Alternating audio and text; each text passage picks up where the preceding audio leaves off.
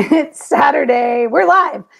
This is Parenting Porcupines. We're going to talk about being the meanest mom in the neighborhood, which I feel like is an award they ought to give out and one that we're probably all trying desperately to win. So let's do it. We're the Libertarian Moms, and this is Parenting Porcupines, episode 9.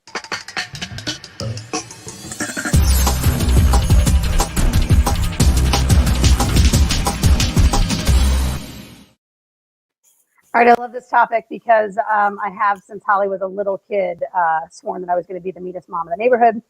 You can get the show notes out on the blog. If you're new to our broadcast, you might want to go out there and follow along. We are probably going to cover a lot more than what's in the show notes, but you can see some of the links to some of the things we've been talking about out there. It's parentingporcupines.com. I started with not letting other kids eat at my house. That if they wanted to eat, they needed to go home, right? So they come over to play, and then it'd be like, Miss Casey, we're hungry. And I'm like, get out.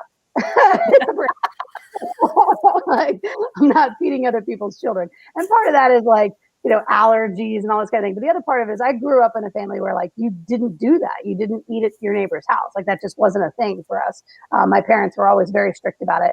And my papa, when we were little kids, if our neighbor friends came over to my grandparents, my papa would like tell us to drink out of the hose in the yard. Like if you got, I have both done that and had people do that at my house. And you drank out of the hose. Like that's how we did things. You were not allowed in the house. If you had to go to the bathroom, you went home, you played in the yard, right? And so I kind of grew up that way, and I sort of kept those rules. But as Holly's gotten older, I have a tendency to really want her to like me, like especially now that she's like getting to be 13, where that's going to be impossible. She's not going to like me. But I find myself doing things like taking her to special places and buying her things and like really trying to earn that affection. And so it's really hard right now for me to like put the foot down and be like, I'm the mom, boom, discipline. I'm struggling with it. So I thought like, let's talk about this. Cause I know Jessica, you're a much meaner mom than I am. So tell us about your take on this. Yeah, I'm a no nonsense mom. I really am. And I get some criticism from certain members of our family who think I'm too hard on my kids. And I posted actually when I was promoting this episode, a meme that says, it said something like, I don't care what you think about how I raise my kids because I'm not raising assholes. And that's what I tell my kids, like I'm not raising you to be an asshole. You might think I'm strict. You might think I'm mean, but I'm just trying to keep you from growing up to be an asshole. So that's my take on it. I like it. What about you, Melissa? You said too that you're not afraid to be the meanest mom in the neighborhood. What's your take on this? I'm not, because my mother always said, if you like me all of the time, I'm doing it wrong. Like right. You are going to straight up hate me sometimes, but it's for your own good. Because I'm the grown up. It's my job to, set the rules and set the standards. You can't just let kids be crazy. Yeah, you know what? I think that's the best place to go from here is when you said that exact phrase. I'm the grown-up and it's my job. I know the difference, right? Kids don't necessarily know what's best for them. They know what they like. They like stacks of Oreos and chocolate milk for every meal, right? But we know that's not the right thing for them. And it's on us because we have more experience and we have education. Like it's our job to draw the line there, and not just when things are obviously wrong, but also when it's things like to Jessica's point that are indulgent enough that this is going to create bad behavior. It's going to make them somebody we don't want them to be, right? We were on vacation some number of years ago. It's been a few years now. And I don't remember which part of the family we were with, but we were with another part of the family. There were other kids in this house that did not belong to any of us who were staying in the house, and they were throwing a ball. And I told my son not to do that because I didn't want him to break anything. He's not allowed to throw a ball in the house at home. He's not going to do it in somebody else's house or anywhere else. So a comment was made that let them be kids. They're on vacation. It's their vacation too. Right. But certain rules still have to apply. I'm on vacation. That doesn't mean I have license to go rob a damn bank, right? Like it's about boundaries. You teach your children that there are certain boundaries that you have to, respect to keep peace, right? But that's respecting other people's property, right? Property, yes. And the kids don't necessarily know that. They don't think about it as somebody else's property or rental home, right? But that's, again, you're the grown-up. You're supposed to know. And I think it's interesting that when we do call our kids down, when other adults step in and they're like, it's fine, they'll be fine. And I'm totally guilty of this because last night we were playing Jenga on the driveway and one of our neighbors brought her little 2-year-old over. And as I was stacking up the Jenga, the 2-year-old kept pulling the blocks off. And she was like, no, honey, stop, or something to that effect. And I was like, it's fine. She'll be fine. It's just a game. I don't care, right? Like, I'm in the vodka at this point where I'm like, it's cool. We can just do whatever. You know what I mean? And this mom is looking at me like, stop telling my kid it's okay to wreck your game. You know what I mean? Yeah. So, but I like to play, I think right? That's a fine line, telling other parents, like, it's okay if you want to let it slide. I'm okay if you're okay. Like, Right. I don't want to give your child permission to do something that you tell them not to, but just so you know, I'm not going to be mad about this. Like, right. you've got to get on the same wavelengths with the other parents. Yeah. And that can be hard. It's a definite kind of communication to like look at the mom and be like, we're good. I'm cool. I'm not mad. It's going to be fun. All right. So the other thing I'm struggling with right now that is got me on this like meanest mom thing is Holly. You guys know Holly's homeschooled. She's got a very fluid day. She just sort of gets up when she wants to get up, eats whatever she wants. She's like a savage, right? Feral. She's a feral child. Exactly. The only place that I'm really forcing discipline is that I make her go to swim team 3 times a week. She goes from 4 to 5, 3 times a week. And this is there's just no compromise on this. You must get in the car. You must go and be in swim team. And so I've really been struggling with this because she struggles with it. She does not like swim team. She doesn't want to be in the pool. She doesn't want to work out. She doesn't want to exercise, blah, blah, blah. And I'm getting it from all directions, right? Like the grandmothers are like, she's so sad. Why do you make her do this? You know, it's, well, she's got mad anxiety. She gets really upset. I'm like, I get it. I get it, right? I don't want to make her unhappy. And then the other side is like, she's got to have discipline. You've got to make her stick with this. You know, she needs the exercise. The serotonin is good for her. And I'm like, yes, I believe in the power of swim team. This is important.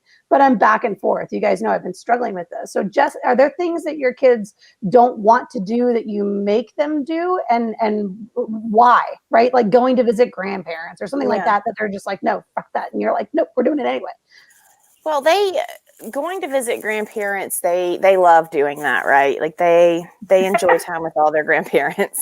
She said live on Facebook, it's fine. Yes. Yeah. Yes. But, my mom's a much different grandparent than she was a parent. Yeah. Mine too. I sure do, mine is too. But Jackson has always played sports. He played baseball. He likes to try new things.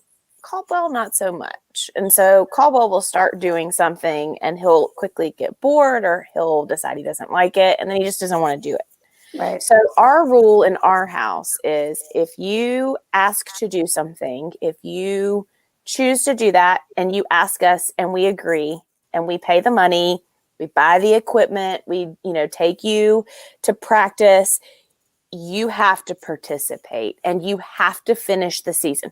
You don't ever have to do it again, but you will finish what you started. You will be there. You made a commitment, and I get it. Kids are kids, right? But they need to understand. And I'm a big believer in this. You teach them early what it means to commit to something, right? Mm-hmm. And that's a commitment, and you have to honor that commitment because it's a promise that you made. You made a promise to a team of people, and it might be t-ball, right? Because Caldwell did t-ball and he hated it.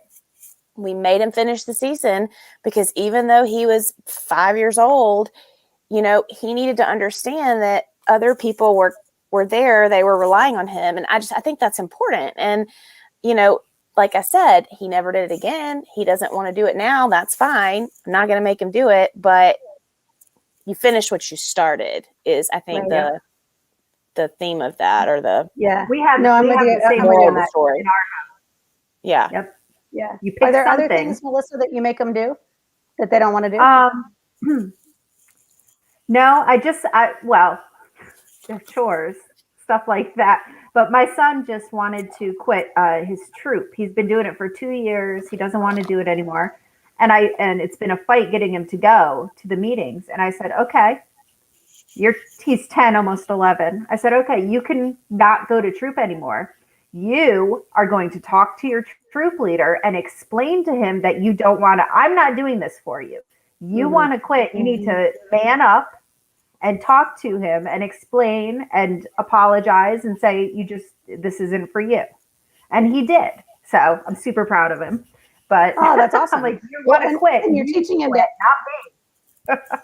and teaching him to advocate for himself as well. Like, this is not something I'm interested in anymore. I'm sorry to let the team down, but I'm deuces. I'm out of here. Right.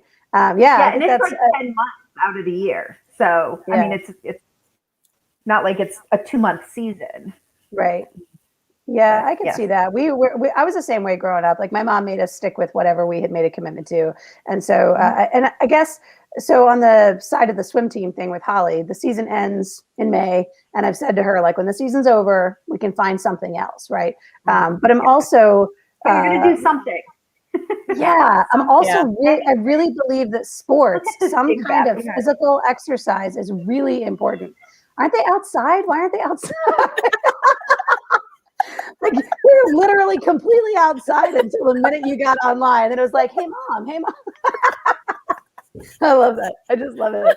So I think that the exercise thing is really important. So that's one of the things on our list. How do you get them to do the exercise, right? What about food? What do your kids eat? Are you like, so I know somebody that told me that they were obsessed with not letting their kids be picky eaters. They weren't going to let their kids like throw temper tantrums about the food that was on the table. For me, I was like, forget it. This is a battle that I don't have to win all the time. So we taught Holly how to make her own food. She can fend for herself. If she's not going to eat what we're going to eat, she can fend for herself. She's very picky. She has a very small menu, but she wants to eat the same food over and over again. That's on her. We're just not going to make it for her, right? And so to me, I felt like we did an okay job there. But I mean, I cannot tell you how many parents are on me or judging me. I know they're judging me about how she's very limited palate and how she makes her own food. I mean, she's going to be the only college freshman that can make her own food, right? It'll be hot dogs and baked beans probably. But so what about Jessica? Did you guys draw a line on food? Like, how do you get your kids to eat their vegetables? Oh, I will die on this hill. Yes. Yes. My kids eat what I prepare for them. And if they don't, they can be hungry. I don't make separate meals, but I also don't cook things that I know they don't like. And if I do cook something that I know is not their favorite, I'll make sure that I have something in the meal that I do know that they like. So that way there's kind of a balance. So I know that they have something that they will eat, right? But we have a rule in our house that you have to at least try one bite of everything on your plate. If you don't like it, you don't have to finish it, but you have to at least try it. And the reason that we insisted upon that is because my concern is I don't ever want for my children to sit down to a meal that someone else prepared for them and say, I don't like this. Right. So that's kind of, I was very adamant that was something we do in our house. And my kids Caldwell's a little more picky than Jackson just because of his, situation. Textures and things like that bother him, so he has a harder time with different foods. But for the most part, they're pretty good eaters, both of them. So, what about your kids, Melissa? Do you make them eat their vegetables? I do not. I have the same mode of operation as Jessica. I make stir fry a lot. Rice with stir fry. One of my children hates rice. I make her a pack of ramen noodles to put the vegetables on. There you go. Takes no effort. I know she doesn't like the rice, but Yeah. No, you eat what I put in front of you or you don't eat. We do Yeah, 3 meals, 2 snacks. this That's just when was you eat. not something I was willing to fight with Holly on. I mean, Oh, we we don't fight. went, I don't well, care if they don't eat it. we did when they, But they're not getting any. They understand. They eat it or they go hungry. I'm not well, yelling at them. and your kids are here too. We did when she was really little, we had like we went to Orlando on vacation. We go to this restaurant. We're at Maggiano's. We're having this like kind of expensive Italian meal. We order ravioli for her. At the time, she called them tops and bottoms. We ordered tops and bottoms for her, right? It's the pasta that has tops and bottoms. Adorable. And so I know. And so we have this for her. She takes one bite. She hates it. She doesn't want to have it. She will not eat it. And Charlie like comes unglued in the restaurant, like, you will eat this.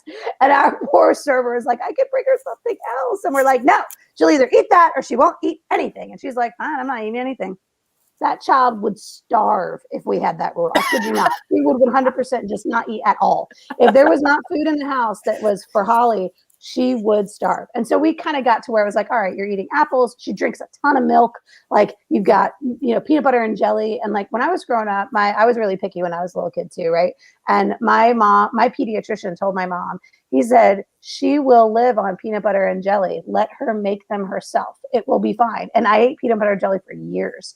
And when they made salmon, they made asparagus, none of that. Now I eat everything. So I told Charlie, I was like, she'll grow out of it. Like at some point, it'll just snap and she'll stop eating this way. Yeah. Yeah. So we ask her to try the stuff that we're having. Like we'll make soup and things like that. Like just give it a try. You might like it. And for the most part, she'll try it. She'll be like, that's not my thing. But like this year, she added tacos to her list this year. And so now she eats tacos. So like next year, maybe she'll add and cheeseburgers. She added cheeseburgers as well. So like maybe next year she'll add something else. Like every year she like kind of picks up a couple more things. Sometimes peer pressure is a good thing. What, you only eat peanut butter and jelly? That's gross. Yeah. We eat sushi. Like my friends couldn't believe I didn't drink coffee. I still don't drink coffee, but like they're like, how do you not drink coffee? I'm like, that's because it's gross.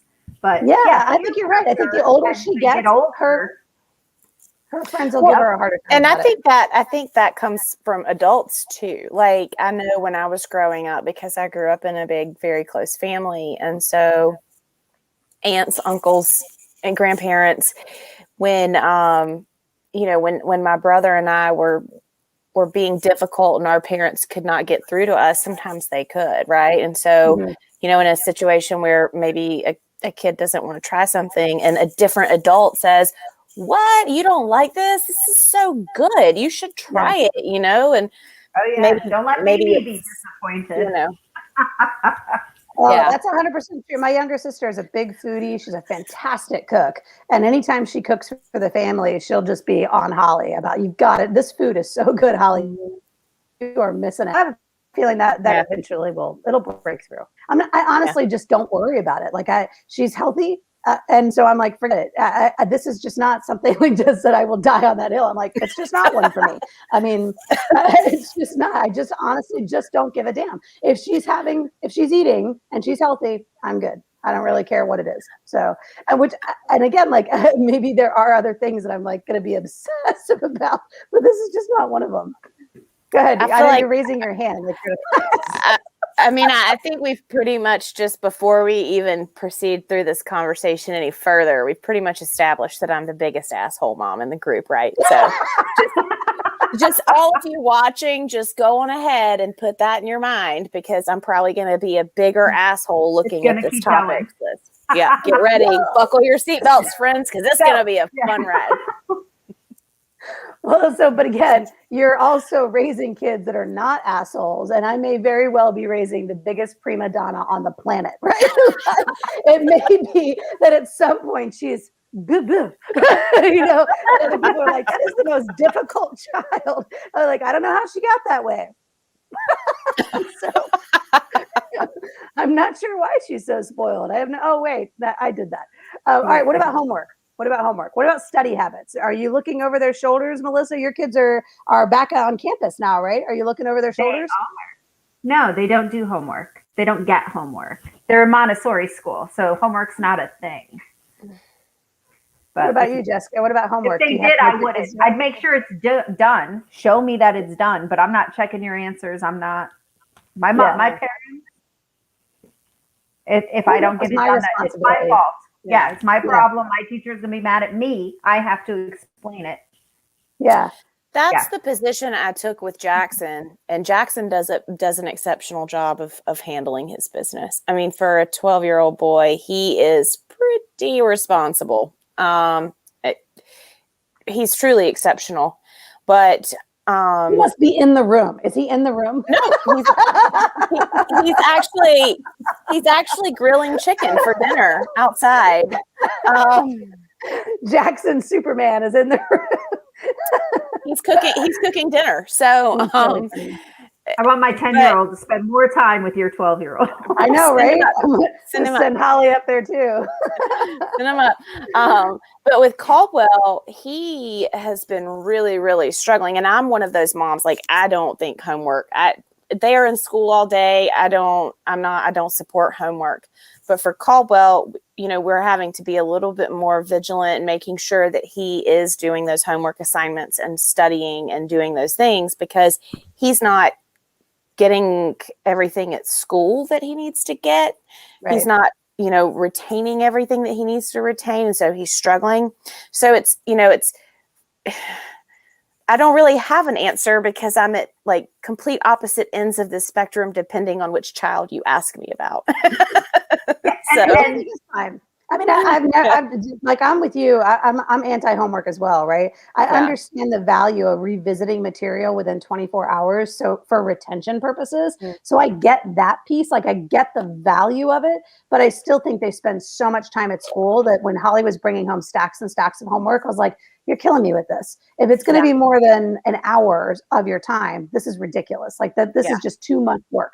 I don't think that's necessary. So I wasn't really vigilant on her homework when she was with the public schools, but now she's homeschooled, and I'm even slacker now. Like, like I'm the teacher, and I'm like, did you do some schoolwork today? And she's like, sure, I did. I'm like, okay. Well, my son does school from home. He does the virtual schooling. And I used to check everything. And like, I was his teacher, and I was checking over everything and marking it and doing all that. This year, I've taken a different approach. We have systems. I've taught him how to organize his day, how to make sure he gets everything done. Because I'm like, that's more of a skill he needs than me sitting next to him, helping him with his schoolwork. He needs to know how to get things done, rather than, who won the War of 1812. Right. And how to allocate his time and how to allocate his resources. I've taken a different, and it's been very nice. It's worked very well this year. That seems like a great approach. And really, Charlie jokingly called this Holly's gap year last night. That's funny. Well, Holly dropped out of middle school. She's taking a gap year, we're going to do the online school, Melissa, the Connections Academy next year for 8th grade, to have a little bit more rigor in her schedule, just to kind of get her ready to go back to 9th grade. Nice, yeah. But in this year, it's been like, things were so fucked up from the beginning of the year on, that I was like, we're just not even with this. We're just not even with this. Like, none of us need that extra stress. Like, forget it. We're going to run this homeschool thing. It's 7th grade. The stakes are so low. We're going to be fine. But what I found is there are times when then I say, like, hey, let's put a schedule in, or let's try this, or let's try that. And she's like, adamantly rejects any level of structure whatsoever. And so now it's like I've created this weird liber freedom person where I'm like, I literally have a porcupine in the house. Which is fine, again, because none of these things are permanent. And I think that's probably my other thing, is I learned when she was a toddler that we grow out of everything. I mean, there was a time when everything's a phase. Yes, everything's a phase. And so it's like my parenting mantra. Just be patient with it, and eventually it will pass, right? Like, eventually we're going to get through this. Just be patient with it. And I think that's my leadership style too. I'm very laissez-faire leadership style, where I'm just like, everybody can be trusted. It's going to be fine. And I think that might be frustrating to the more like sort of controlling people in our lives, that are like, why haven't you built this or that? I'm like, we don't need that. It'll be fine. She'll figure it out. What about outside time versus screen time? Are you guys, is there a rule around screen time? Is there a rule around having to be out? I know, Melissa, your kids play outside all the time. They do. They love it. They also like to watch.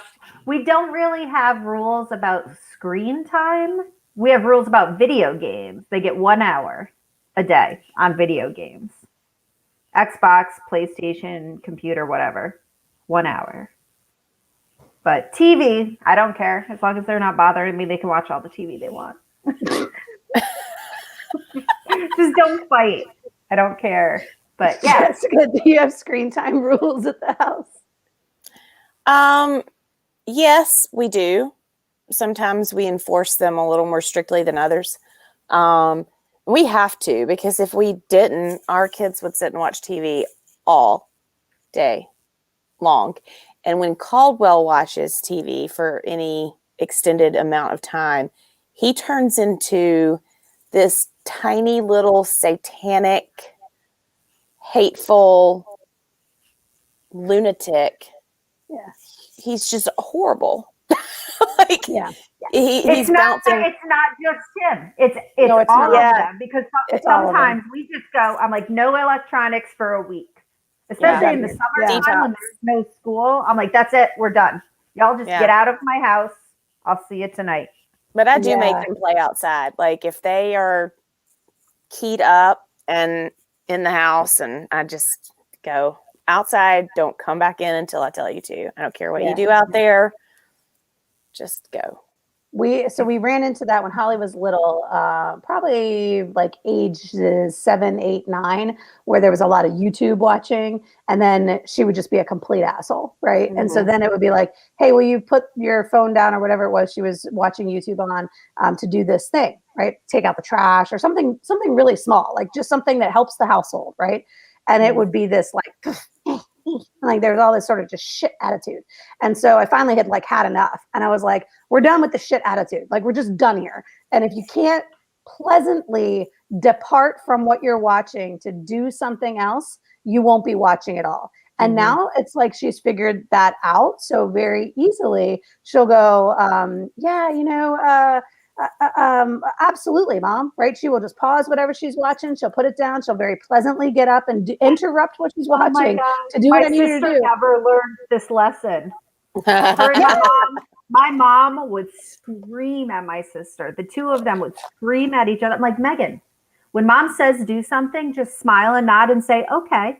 That's all you don't have to get up and do it right this second. Just don't argue. Right. She never...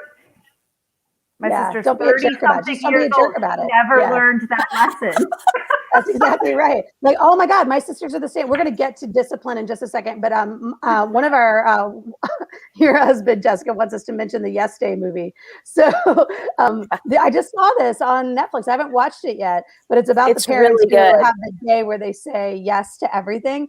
I love this idea. Oh, it's a 24-hour challenge. I've seen this on YouTube. Yes, Except, look, it's a tell cute movie. I don't think anything would change around here. Like, I feel like every day is yesterday. The more we talk about these things, the more I'm like, I literally let her do all I whatever she say wants. is no. I'm like, yeah, that sounds good. She's like, can I have ice cream? I'm like, is it 10 o'clock yet? She's like, no. I'm like, yeah, you can have ice cream. You asked I got for 10. You can have ice cream today, and I said no. She had ice cream yesterday. There's no ice cream today. What? But why? Are you trying to conserve the ice cream? But she goes bananas. Shortage of ice cream? Or are you trying to conserve it for some reason? No, she doesn't get a lot of sugar, and she goes a little cuckoo. Yeah. So. I mean, I don't want to deal with the after effects of ice cream. The more we talk about, the more I'm like, I'm literally the slackest mom here.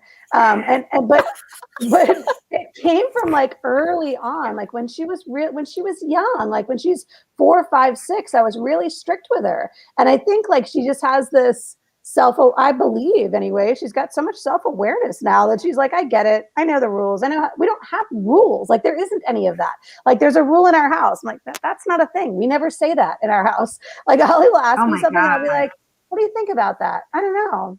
Here's why it's a bad idea. Maybe we don't do that. She's like, okay. And like, that's the end of the conversation. And I think a lot of that, like, there's a rule about this. Instead, I'm just like, I think that sounds dumb. And she's like, yeah, it does kind of. When I said it out loud, I realized that. I'm like, okay, then let's not. See, I think that's the difference between one child and 3 children. I'm Or sure. two. Yeah. Or even yeah. 2, I'm sure. Yeah, There's nobody feeding her bad ideas. Yeah. It's not snowballing. It's not screaming and running through the house. Or then she'll like talk it out. I'll be like, just let's talk it out. What do you think about that? Like, let's just think about the logic here, right? And we'll just kind of go through the. Oh my God. Yeah, I don't even have to say no because she'll get to the place where she goes. I feel like that's not the. Yeah, we're leaning toward no on this. How do you feel about it? Yeah, I get that. That sounds about right, Mom. What about money? How have you guys taught your kids about money? Mine earn money. Oh, right. I have a banner for that. I'm gonna throw that up here. I love it. CharlestonCoffeeandCookies.com. We have a the chore chart. Gotcha. And they have their chores and they mark them down when they do them, or they forget to mark it down and they don't get paid for them. Not everything gets paid. Cleaning your room does not earn you money. Right. Taking out the trash does not earn you money because you're a member of this house. So you do some stuff because unloading the dishwasher earns them money because I hate that job. I don't want to do it. I will pay them. Jessica, what about you? How do you teach your kids about money? We don't pay our children for chores. We did for a little while. And Michael still has a thing with Caldwell that they do. I don't quite understand it. And I don't think they really keep up with it all that well because I don't think it really motivates Caldwell that much. But we don't pay our children for chores because I think that's something they should do, certain things they should do because they're part of the household, right? They should contribute. But we do give them opportunities to earn money. And so when they earn money, we, let them spend it however they want with, conversations about what's responsible spending and not. A couple of years ago, they wanted televisions. And so, we had them work toward getting televisions for their bedrooms. And so that, that was something we did. Trying to think of some other things. We make them fix things. If they break them, they have to pay to fix them if they tear their things up. Yeah. That sort of thing. So teaching them that responsibility with that money, because I think, it's kind of easy for kids to do chores and earn money. But when they have a consequence of having to spend that money for something that they've broken, then that's, kind of a bigger lesson about the value of $1. And so that's something we do. Mine lost the clicker for their television. So I'm like, let's go to the store. It's $35. Fork it up. Y'all lost the one I bought. So you're buying this one. Yep. Wow. Yeah, we, I'm fucking this up too. When Holly wants something, I just buy it for her. It's not too expensive. She doesn't want that much. I mean, she just doesn't ask for that much. Like, sure. So she has my phone and she can only use it if it's on Wi-Fi. It's not like an actual phone connected, right? But she can only use the phone on Wi-Fi. And it had my case on it. The phone and the case itself are like 6 years old, right? And so the case broke. It's plastic. It broke, right? The phone didn't break. She hasn't shattered the phone or anything, but the case broke. So she's like, I need a new case. Mom, I'd like to buy a new case. I'm like, okay. Just got on Amazon. It's like $5 here, new case. So yeah, I'm fucking this up too. I wonder though, because I do let her earn money by doing stuff for my company. Like she'll get our transcripts ready and things like that. Like she'll do things for the company and she earns money that way. And one of the things, I'm bribing her for swim team with hoodies, and she gets up to $30 to spend on a hoodie. So if the hoodie is more than $30, then she has to pay for it out of her own money. And she collects money. Like her grandparents give her cash all the time. Like just about every time we see them, they're handing her a $20 bill, right? So she's got this like stash of money as well. So, but she just doesn't ask for very much. I mean, she's not the kid that when we go to the grocery store, she wants candy and cookies and all. Like she just doesn't. She just really is pretty easy, and she doesn't leave the house very much. I mean, quarantine is part of the reason, but homeschool is the other. And so it's not like she's out and about looking for, she doesn't need money to spend with her friends necessarily. Yeah, she's like not asking for $100 shoes. Exactly. I mean, her friends came over yesterday. We ordered a pizza, right? That's the kind of thing that, like, if she'd gone to somebody else's house, she'd have taken $10 with her to pay for the pizza. So, okay, that's fine. But like, I wouldn't have expected her to earn the $10 to take it to her friend's house to pay for the pizza. We would have just paid for the pizza so that her friend's mom didn't have to. You just see what I'm saying? Like, so again, that's a fine line. It goes back and forth. I hand my kids money for stuff sometimes. Yeah, and I just wonder, what are the rules? I don't know. Whatever I feel like in that minute. That's what that's. I don't know. And it comes again to those conversations where, like, she said she wanted a writing tablet, and the writing tablet's $200. And I was like, Holly, why would we spend $200 on not a writing tablet, a drawing tablet? So we bought you the least expensive one, like a $35 one. You never used it. So why would I now go and spend $200 on a much more expensive one? So something if you like that, if you want it, you buy it. Yes. Yeah, or you can demonstrate that you have a habit of drawing, and you're drawing every day, or you're drawing 3 or 4 times a week, and you can show us thing. Exactly, where this is a serious investment in something that you want. Then we'll meet you halfway. You come up with 50%, we'll come up with 50%. It's an expensive investment, right? But even Holly was like, "Oh man, I haven't drawn for weeks. Like, you're right, I haven't earned like, it. Maybe it's not the right thing to do right now." Again, like, I'm like, okay, so why do I have to say no? See the latest thing and be like, oh my God, I want that. Everybody feels that. Like, I want that. Well, she was that way with the Switch. She wanted a Nintendo Switch, and she was able to like crowdfund her Nintendo Switch. She figured out how much it was going to be, and she told each of the grandparents, "This is how much I need you to give me for my birthday." See? So that I have enough money to be able to buy my Nintendo Switch. And that's how Caldwell got his tortoise, because he wanted a tortoise. And so we went and we figured out how much he needed, and he saved his money. And then for his birthday, he asked for money and gift cards. And even now, my kids are pretty much responsible for the care of their animals, because Jackson has a snake, Caldwell has a tortoise. And so, they have to, Jackson buys the mice, so it's, we expect them to take care of those beings that they wanted to be responsible for. Them, So that makes a good point, because now you're talking about pets, right? We don't have any pets in our house. And when I mentioned about getting a cat, because I thought, well, Holly's by herself a lot, like maybe we could get Holly a cat. Holly said point blank, I don't want to care for that cat. I don't want to do the litter box. I don't want to worry about bathing it. She's like, I don't want to have anything to do with that. I don't want a cat. Do not get me a pet, because I don't want to take care of it.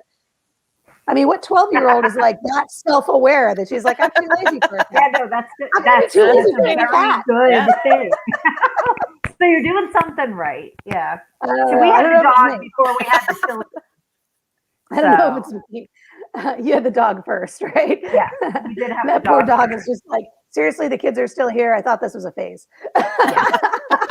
Every kid we'd bring home, the dog just. Another one. Really? Huh? Don't you think? Don't you know where those things come from? Come on. All right. So the topic of tonight's show is meanest mom in the neighborhood. I think we've established Jessica's the meanest mom in our neighborhood, and I am like legitimately. I'm not even doing the hard work here. I'm not. I got to up my game. I'm gonna have to work a little harder, or we might be really going down the wrong road before too long. So listen, we missed Alex tonight. We're hoping to get her back on eventually, but more than anything, we're just glad to have we got up to 5 live viewers all at one time. So hopefully we'll get some people commenting. There were some great links that you shared this week. Melissa shared with us the video of the mom that said, don't treat your kid like a friend. So let's finish up with that. The video was interesting to me because it had this idea of like her drinking wine with the kid, like sharing secrets with the kid, telling the kid things they probably ought not to, right? And I'm wondering about that, because I definitely am. Holly is my happy hour pal. I take her with me when I need to go to when I don't have anybody else to go to happy hour with. I take Holly with me. She rides around in the Jeep with me. Like I definitely, to a certain extent, treat her as like my playmate. And so I'm backing off of that to an extent. Like I have never shared anything that's inappropriate, obviously, right? Super personal. But we do talk through things. I'm like, hey, I'm having a hard time with this, and here's why. And a lot of times it's like interpersonal relationships with my mom, with my sister, like that sort of thing. I'll talk that through with Holly, only so she's got awareness of it, but not in a way that like I'm asking her for her advice or I'm expecting her to weigh in on it. Only to say like, hey, we're going to do this, and it's going to be a little bit of a challenge, and here's why, right? So Jessica, what do you think of this? The idea that you can't be your kid's friend, or you shouldn't be your kid's friend, or where is that line as far as that's concerned? I mean, I think the line is probably going to be different depending on the person, first of all. So I'm one of those people, mind your own motherhood. But obviously the video was, it was pretty extreme. And I guess part of that is to make the point. I talk a lot to Jackson about a lot of things. But he has had much different circumstances in his life than a lot of kids do. And so there have had to be conversations that maybe moms wouldn't have to have with other kids. But generally speaking, aside from mental health, because we talk a lot about mental health in our home, which I think we're going to cover probably in a later episode, the second of the Monsters Under the Bed episodes. But, I think that we've gotten as a society to a point where we feel like kids have to be protected in this bubble. And they're, these super delicate, super fragile creatures. And they're not. Kids are very resilient. Kids are very thick-skinned if you let them be, right? And so I think that this idea that we can't be hard on our kids is really harming, and I'm not talking about being hard, like talking down to them and treating them badly and calling them names or expecting a lot from them. But I think having those expectations of them and, and establishing the fact that I am here to be your parent. I am not here to be your friend. I am not here to make you, feel good about this thing or that thing. I'm here to tell you the truth. I'm here to guide you. I'm here to give you coping mechanisms and teach you how to walk through life and be a successful and functioning human being.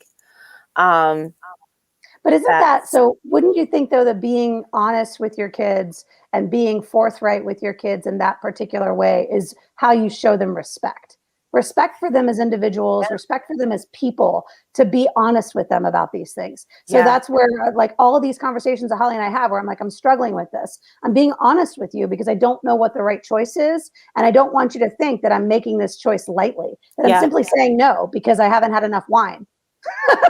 To say yes, right? Well, and I think it's, a lot of times I draw this parallel between parenting and being an employer, right? Yeah. So I think about it this way. I want to teach my children boundaries. I want to teach them how to be respectful and well-mannered and well-adjusted, because one day they're not going to have a parent. They're going to have a boss. Manager, yeah. They're going to have somebody who is responsible for them in a different way. But if I'm not giving them those tools now, if I'm not teaching them those tools and those, coping mechanisms now, they're not going to have that later. If you're doing it all for them now. I do it exactly. If I do everything for them, if I, go to their teachers every time they get a bad grade, and I do, all these things to make their life so easy, they're not going to know how to be that well-adjusted human being. And if that makes me a mean mom, then by God, I'll be the meanest mom in the neighborhood. I'm with you too. If that qualifies me as a mean mom, I'm there. I'm with you. Yeah. It's more important to me because I think of that too as like from a managerial side, right? Like I'm managing this. This is not me. There's a guiding, coaching, leadership, management spectrum, right? And depending on the situation we're in, it's, am I your manager right now where I'm helping you do a specific task, or am I your leader where I'm helping you build a vision for the life that you want to have, and how do we get you closer to that, right? Am I your coach where I'm cheering you on saying you can do this, or am I... Oh, we lost her. I'm going to guess, am I your reality check saying you're wrong, and I'm going to tell you the truth about it? I'm just going to guess that's what she was going to say.